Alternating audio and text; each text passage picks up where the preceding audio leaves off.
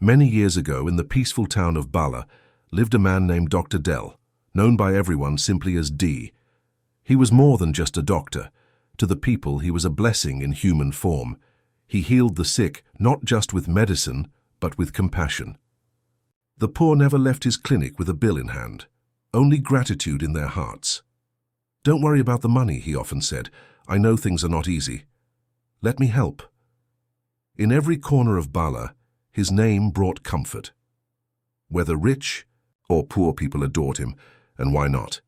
He was educated, kind, handsome, and carried a sense of calm wherever he went. It wasn't long before the wealthy too began pouring gifts upon him: land, cars, fine clothes, even gold. But despite the riches and attention, Dell lived a quiet, solitary life. No wife, no girlfriend, no scandal, just work. That all changed the day he walked into the bank and met Lara. She was new, fresh from youth service, barely a week into her job. As she handled his transaction, she watched in awe as customer after customer came over to shake his hand and thank him. Some even shared how he'd treated them without charging a kobo. Her respect for him deepened before he even looked her in the eyes, and when he did, it hit her. He was captivating. His deep voice, dark chocolate skin, and calm way of speaking, it made her nervous in a way she hadn't felt before, and to her surprise, he noticed her too. After completing his greetings, he returned his attention to her with a smile. "I've never seen you here before," he said. "My name is Dr. Dell, but everyone calls me D. What's yours?" Her cheeks warmed. "I'm Lara," she said. "Just started last week." Their conversation blossomed. It wasn't long before the bank's manager, Mrs. Adun, a long-time patient of Dell's, stepped out with a teasing smile. "So this is what it takes for Dr. D to pause work. A beautiful new face," she said warmly. "Lara, count yourself lucky. All the single women in Bala have tried their luck with him. None succeeded." Lara smiled, her heart racing. Could this really be happening? Later that evening, they met for dinner at one of the finest restaurants in Bala, a place that needed reservation days in advance. Yet somehow Dell had managed to set up a table that looked like something from a romantic movie. Candles, flowers, soft music. She was moved. They talked and talked about childhood, school, dreams, fears, family. By the time dessert came, it felt like they'd known each other for years. Then he asked, "Would you be my girlfriend?" She raised a brow, amused. "On the first date?" "They say fortune favors the bold," he said, smiling. And bold he was. But she liked that. She said yes. And just like that, a new chapter began. But what neither of them knew was that beneath their charm, attraction, and laughter, they both held a secret, a quiet truth. They were both still virgins. Dell had never been with a woman. His life had been all about work, and when temptation came, he shut it out. And Lara? She'd been in love before but never touched. She kept herself for the man she believed would be her forever. At that dinner, neither knew that about the other, and neither could have imagined the dark path their story would one day take, a path that would not only test their love, but would tear open wounds across the entire village. A month passed since Dele and Larayo had started dating. The entire town of Bala began to notice the two of them together. Whenever they walked past the open palm wine stalls or the evening pepper soup joints, people whispered with smiles, Dr. Dele has finally found someone to slow him down." It was true. Dele seemed lighter now, like joy had quietly entered the rhythm of his daily life. And Larayo, her mornings at the bank no longer felt ordinary, like someone had sprinkled meaning into her routine. One evening, Dele decided it was time for Larayo to meet his mother. She lived just outside Bala, in a mud brick house surrounded by cassava fields. Her name was Mama Keji, a woman as rooted in tradition as the baobab tree behind her home. That was where Dele came from. Not just books and hospitals, but real soil and sweat. Knowing this made Larayo respect him even more. "Ma will like you," Dele said as they stood beneath a palm tree, waiting for a kike to take them to the village. "But she can be strict." "Tell her I love you," Larayo replied in Yoruba, smiling. "That should be enough." That single word, love, stopped Dele for a moment. It was the first time she had said it aloud. His fingers gently reached for hers. "Then I won't let her change your mind," he said. When they arrived at Mama Keji's, the old woman was sitting on a wooden stool, pounding pepper in a stone mortar. She didn't rise when they arrived. Instead, she looked Larayo up and down in silence. When Larayo knelt respectfully and greeted her, Mama raised one eyebrow. Doctor, this one is beautiful," she said. "But beauty doesn't cook soup. Does she know how to pound yam?" "I do," Larayo said confidently. "My mother trained me well." Mama nodded slowly. "We shall see. What do her people do?" "Her father is a retired school teacher," Dele replied. Mama reached out and took Larayo's hand. She didn't smile, but she didn't pull away either. "Come inside." That evening, as Dele and Larayo sat on a bench outside the house, the village wind cool around them, they shared more than just stories. Dele told her about his father, how he abandoned them when Dele was only 4, and how his mother worked day and night to raise him and send him to medical school. Larayo, in turn, opened up about something she had rarely told anyone, how a male cousin once tried to force himself on her, and since then, trust had been a slow and difficult journey. Dele held her hand gently. "That will never be your story again," he said. "Not with me." She didn't respond right away, but something warm and safe settled inside her heart. Weeks passed. Their bond grew stronger. Then, one evening, at the same restaurant where their story began, Dele proposed. Not with grand gestures or a crowd, but quietly, just the two of them, under soft candlelight. He slipped a small carved ring onto her finger and asked simply, "Will you be mine?" Larayo said yes.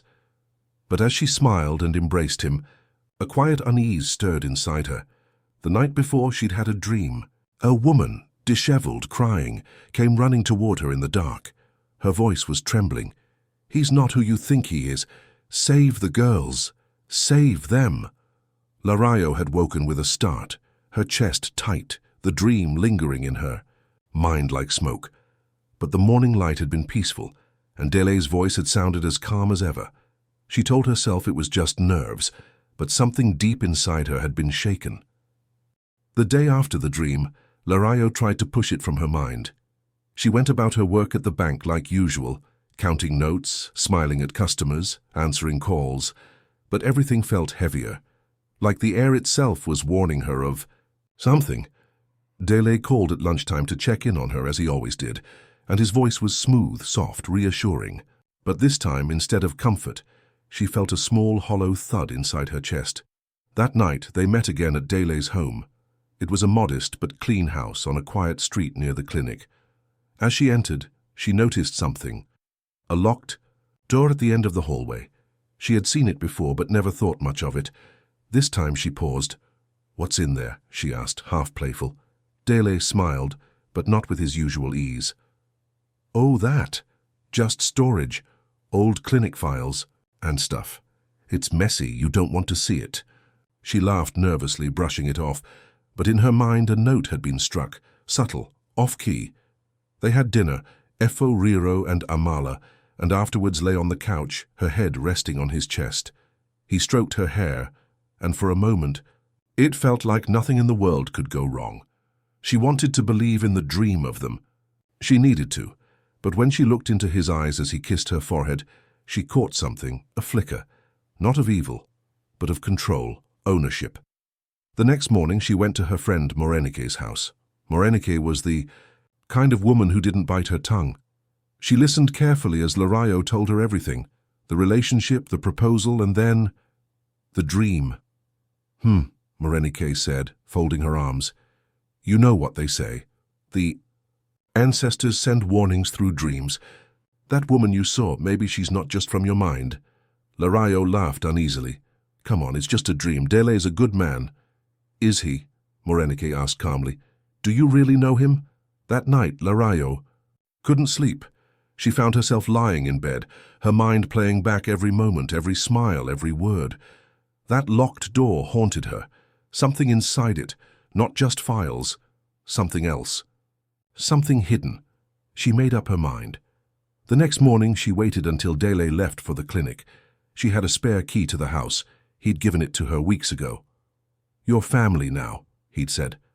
Her hands shook as she inserted the key and stepped inside. The house was silent. She walked slowly through the living room, past the kitchen to the end of the hallway. The door, she tried the knob. Locked. Of course. She searched quickly through the drawers in his study. Finally, behind some medical journals, she found a small, iron key. It was old, worn. She returned to the hallway, pressed it into the lock, and it turned. The door creaked open slowly, and what she saw inside stopped her breath. It wasn't a storage room. There were old clothes, girls' clothes, uniforms, scarves, worn wrappers folded and stacked, a half-burned diary on a wooden table, and on the far wall, photographs, faded, dusty photos of young girls, her legs buckled. She clutched the doorway to keep from falling. Her eyes moved across the room, and everywhere she looked, there was evidence, quiet, damning, horrifying. She stumbled backwards, heart thundering in her chest as if the house itself was choking her. Just then, she heard it. The front door. Dele was home. The sound of the front door clicking shut jolted Larayo like an electric current. Her heart leapt to her throat, and for a split second, she couldn't move. Her body felt frozen inside that hidden room. The smell of old cloth and dust, the silence that now screamed. Then instinct took over. She quickly closed the wooden cabinet where the photographs were kept, slid the diary back into place, shut the door quietly, locked it, and slipped the key into her bra. Every breath felt like it would give her away. "Larayo?" Dele's voice echoed from the living room. She stepped into the hallway, pretending to walk out of the kitchen. "Yes?" she called, forcing a smile into her voice. "I came to see you before my shift." He walked toward her, his white coat still on, stethoscope hanging from his neck. He smiled when he saw her, but she noticed something different this time. A slight twitch near his right eye, barely noticeable, but it was there. "I forgot my phone," he said, brushing past her toward the study. "Did you eat anything yet?" she asked, trying to stall him. "No," he replied absently, entering the study. She turned quickly toward the door. "Let me go make something." A pause. She heard the drawers open, then silence. She stopped. She knew. He was checking the drawer where the key was. There was no sound for a few seconds. Then his voice returned. Soft, controlled.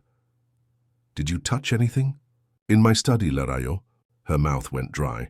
She turned slowly. "No, I was just looking for a pen earlier for my diary."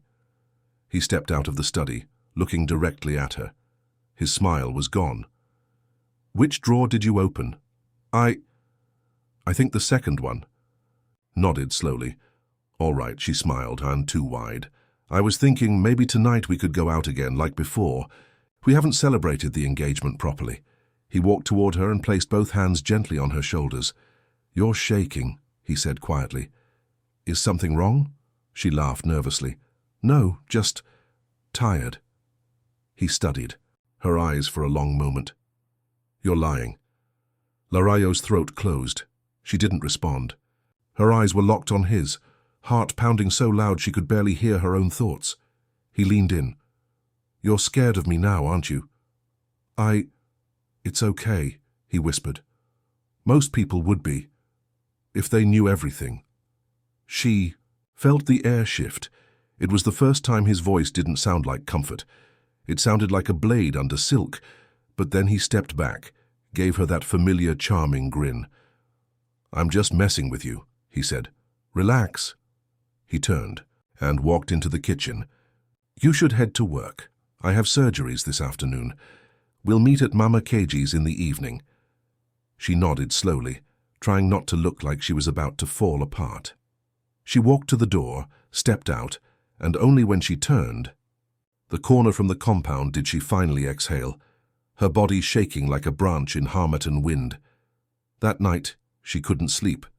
She sat with the burned diary she had managed to sneak out of the room. Only one page remained readable. It was the handwriting of a girl named A Joke. "Dr. D said I was sick. Said I had to stay in the small room, but I'm not sick, I just said no. He said no one would believe me. He said I was chosen." The ink was smudged. The page ended there.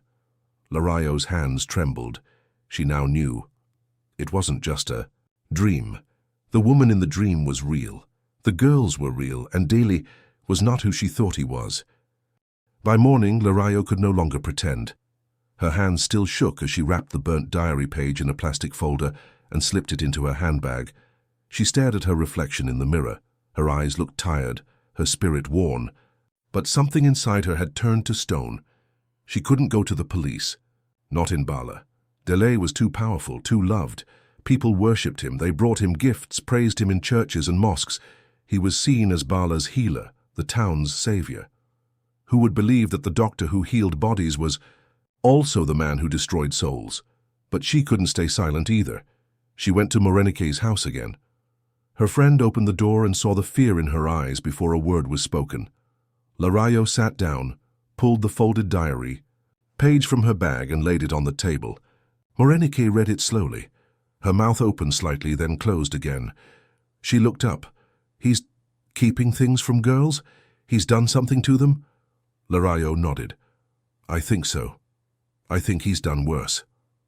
Morenike was quiet for a long moment. Then she stood, walked to her room and returned with a small bundle wrapped in an old cloth. She unwrapped it. Inside was a faded photograph. A teenage girl, bright smile. Thin braids. My cousin, Morenike said softly. She went missing 2 years ago. She was living in Bala. The last place she was seen, Delay's clinic. Larayo stared at the photo. What was her name? Ajoke, her. Blood went cold. That was the name in the diary. Morenike slowly sat down, her fingers pressing into the table. I thought she had run off to the city, maybe joined bad friends, but all this time... Silence filled the room like smoke. We need proof, Larayo said. Then we get it, Morenike replied. Together they made a plan. That night, after Delay returned from his shift, Larayo would pretend everything was normal. She'd go to his house, smile, laugh, keep him distracted. Meanwhile, Morenike would sneak in from the back and search the hidden room. But even with a plan, Larayo's heart trembled. That evening, she wore the blue dress he liked. The one he said made her look pure. It made her skin crawl now, but she needed to play the part. Delay opened the door and smiled. You look beautiful as always, he said, kissing her forehead. Come in. The house smelled of stew. He had cooked for her, yol of rice and goat meat. Everything looked perfect, normal. They ate, talked about the wedding. She laughed. When he made jokes, though, her throat was dry. Every second felt like a risk. At exactly 8:40 p.m., she excused herself to the bathroom. That was the signal. Morenike, dressed in all black, slipped into the compound from the rear wall. The backyard had no security light. Delay never installed one. He always said Bala was too safe for crime. She crept to the side window. It was unlocked. The back room was just how Larayo had described, dusty, filled with strange items. She snapped photos of everything. The uniforms, the photos, the girls' undergarments. Then she saw something else, a drawer with medical files. She opened it. Inside, detailed handwritten records. Not for patients, for girls. A chart, name, age, date of first visit, then dates that followed, weeks later. Some crossed out. Some circled in red. She took photos of every page. Just then, footsteps. Morenike froze. Someone was coming down the hallway. She slipped back toward the window, but the door creaked open. Who's there? Daly's voice. In the bathroom, Larayo looked up from the sink, her heart thudding wildly. She heard it. She heard him call out. He had noticed, and now he was walking toward the back. Morenike didn't breathe. The footsteps were close, out and slow, deliberate, like someone who didn't want to be heard but knew exactly where they were going. The hallway creaked. The back door was still half open. She had only seconds. She moved silently toward the window, slipping one foot through, and then froze. The sound stopped. A pause. Then Delay's voice, sharp and calm. I know someone's here. She didn't wait. She launched herself through the window, her foot catching slightly on the wooden frame. She tumbled into the dusty backyard, scraping her arm on the rough cement, but she didn't look back. She ran, hard, through the side, alley past the abandoned water tank, straight into the road, blending into the shadows. Inside the house, Delay stood by the door, eyes narrowed. He didn't chase. He just stood there, quiet, listening and smiling. He returned to the living room where Larayo was standing now, pretending nothing had happened, but the fear in her eyes had betrayed her. She had heard him call out. She knew someone had almost been caught, and he knew she knew. "Something's wrong," he said quietly, pouring himself a glass of water. "You're distant tonight." She forced a smile. "Just tired, work's been overwhelming." He sipped the water, watching her. "You sure?" "Of course." He stared at her, letting the silence stretch too long. Then, "You still love me, right?" Her stomach turned.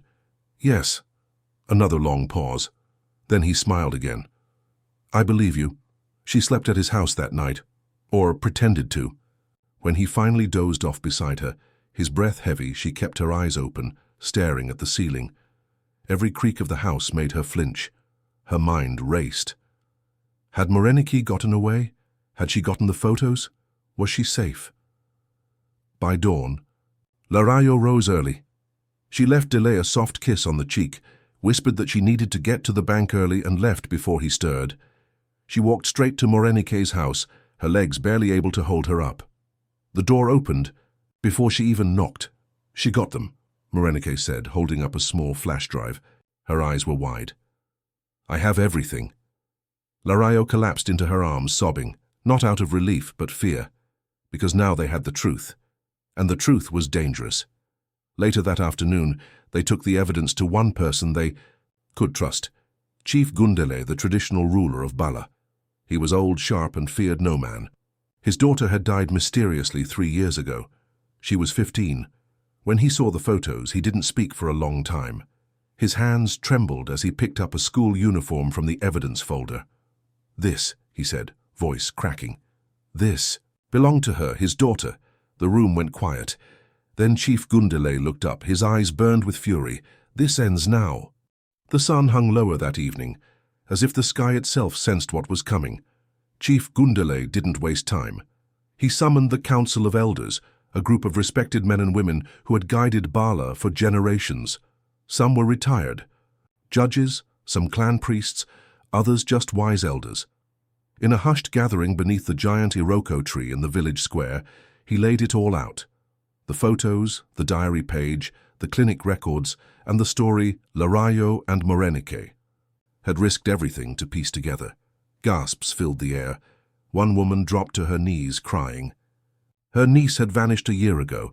Another man stood silent, fists clenched. His youngest daughter had fallen sick and died mysteriously after visiting the clinic. "I trusted that man with my child," one elder said through tears. "I told her to go see him.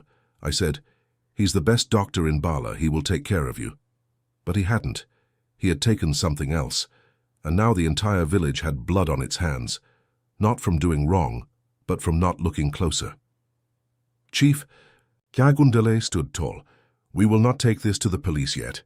Not because we are afraid, but because the police in this land are bought like cassava. They will warn him or bury the evidence. No, we will do this our way." The council agreed. That night, Bala moved like a ghost town. But beneath the silence, rage brewed. Men whispered, women wept, mothers clutched their daughters tighter. Every story that had been dismissed, every girl who ran away or got sick, now haunted every wall. Larayo was told to stay hidden in case Delay suspected her. She remained at Morenike's house, restless. She kept checking the window, afraid Delay would appear, that he knew that he was coming. But he didn't. The next day, the council sent a disguised messenger to summon Delay. It was Madame. Duni, the market matron, one of his loyal patients, someone he'd saved during a complicated childbirth. She knocked on his door just after noon, her head bowed. "Doctor," she said softly, "Chief is sick. He collapsed this morning. They're calling for you at once. It looks serious." Delay didn't hesitate.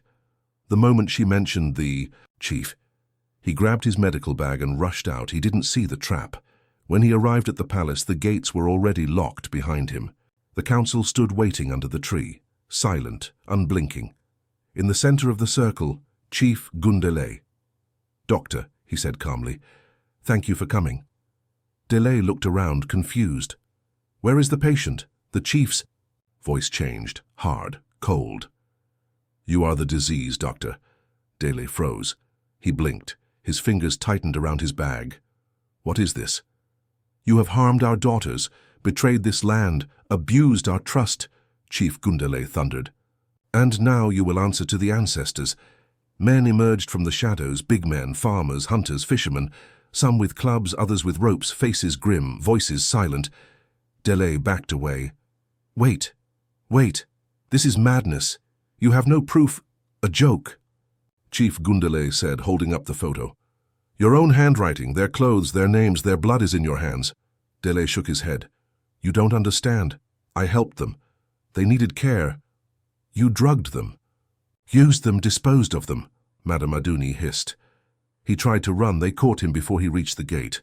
He screamed, once, before someone slammed a fist across his mouth, and Bala watched as their favorite son was unmasked. Not a healer, but a predator hiding in plain sight. They didn't kill him, though some of the men wanted to. Fists raised, ropes pulled taut, voices trembling with rage. Chief Gundele raised his hand and ordered silence. "We are not murderers," he said, his voice heavy like thunder. "We will not become what he was." Delay was tied, blindfolded, and dragged into the old colonial prison house at the edge of Bala, a small, forgotten stone building that once held thieves and rebels during the time of white rule. Now it held only one man, a man the entire town once worshipped. He didn't scream anymore. He sat still in the dark, breathing shallow, his hands bloodied from trying to fight back.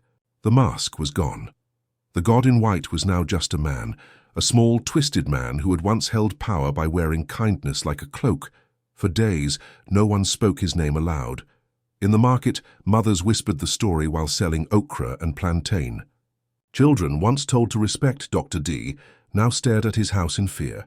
And the girls who had survived but never spoken, began to come forward, one by one, quietly, broken but brave. There were 5 of them. Each had a story. Each had shame, pain, silence. Some had been bribed. Some had been told they were hallucinating. One girl had been sent to a boarding school in another town just to keep the scandal hidden. Now they were no longer invisible. Larayo and Morenike sat with them, wrote down their words, shared them with the council, and slowly Bala began to listen, to weep, to believe. Delay's clinic was closed, his license revoked. The state government, hearing of the village's uprising, finally sent a task force. But by the time they arrived, the people of Bala had already done what the law could not. They had faced the truth. They had pulled down the statue without a hammer. They had turned memory into fire. At a special gathering, the girls were honored. Not with pity, but with respect. Their names were said aloud. Their courage was called what it was, and revolutionary. Chief Gundele stood before the crowd and said, "We failed them once. We will not do it again." And as for Larayo, she left Bala 3 months later, not because she ran, but because she needed to breathe, to heal, to become her own again. She moved to Ibadan, took a new job, and began working with an NGO that helped women speak up. She told her story in hushed rooms, on open stages, in classrooms.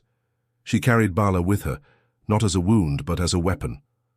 Morenike stayed behind. She turned her house into a shelter, a place where no girl in Bala would ever be told. It was just a dream again. And Delhi? He remained in that prison for 6 months, awaiting trial. But one night before the court could take him, he was found dead, alone, cold, face twisted in fear. No one could say how it happened. Some say the spirits of the girls came for him. Others say the ancestors passed judgment. But the truth, Bela never spoke his name again.